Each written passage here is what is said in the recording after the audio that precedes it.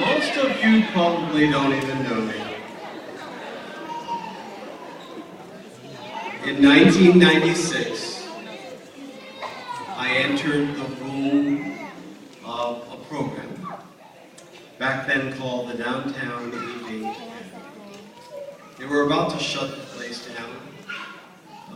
Students were not actually involved. There was one teacher who is still here today. That was that day at that program, and that's Miss Jenny Howison.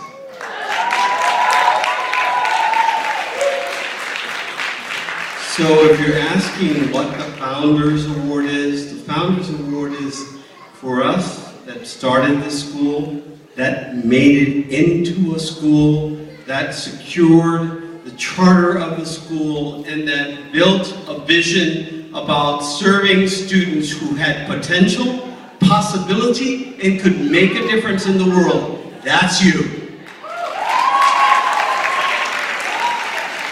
So I'm here today to give back to what you have given me, what this institution has given me. It showed me that there is always hope.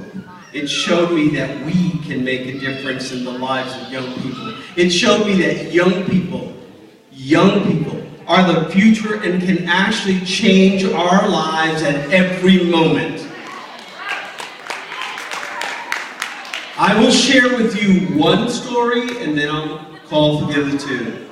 A number of years ago, I was diagnosed with a terminal cancer and I was actually dying. I walked into the Brigham and Women's Hospital in an emergency room by an ambulance. I was taken in. I was taken upstairs, and a young nurse practitioner, a male, came over to me, African American, and took care of me. And every night I was sweating, I was sick, I was almost dying. The doctor said I had 30 days to live. That young man made a difference in my life. That young man cared for me. After I came out of operation, I looked at him and he said, Mr. F, how are you doing? How are you doing? And I looked at him and I said, dude, who are you? I was still groggy, I was out there. He says, you don't know him? I'm one of your kids. I'm Mieya. He was a nurse practitioner, one of our students in 1997, graduated from the school, ended up going to Bunker Hill, went to Northeastern, went and got a master's degree, and worked at Brigham and Women's.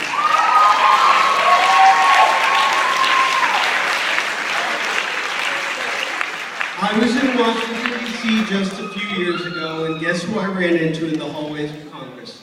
A young student who experienced what it was to be a slave. His name is Francis Bach. I hit upon Francis, I looked at Francis, what are you here? I'm doing some internship work, Mr. Fuentes. I graduated. I'm making a difference in what I said. There's a whole lot of young men like me and a lot of women like me that went through my same experience, and I want to make a difference. Another BDEA graduate. That's a Miss Cassini graduate. I was taken back by the story of two young people who more than anything represent the real history, the real foundation, why, a crazy lunatic like me would start a school and believe that we could do it on competency, know that it would make a significant difference, and know that young people who, if allowed to learn differently, could go in that direction. So I want to talk about the first one that I read, this young woman who experienced a sense of injustice, a sense of violation, a sense of not finding a place that would support her. And yet, instead of dropping out of school, she came to BDEA, she made a difference, she became active in this community, and actually aspires to do something and talk about it. I read her essay and I was touched by it, but I was more touched about her zeal, her compassion, her involvement. Now going to Bridgewater State College, I'd like to honor with the Founders Scholarship first, Mieya Neely.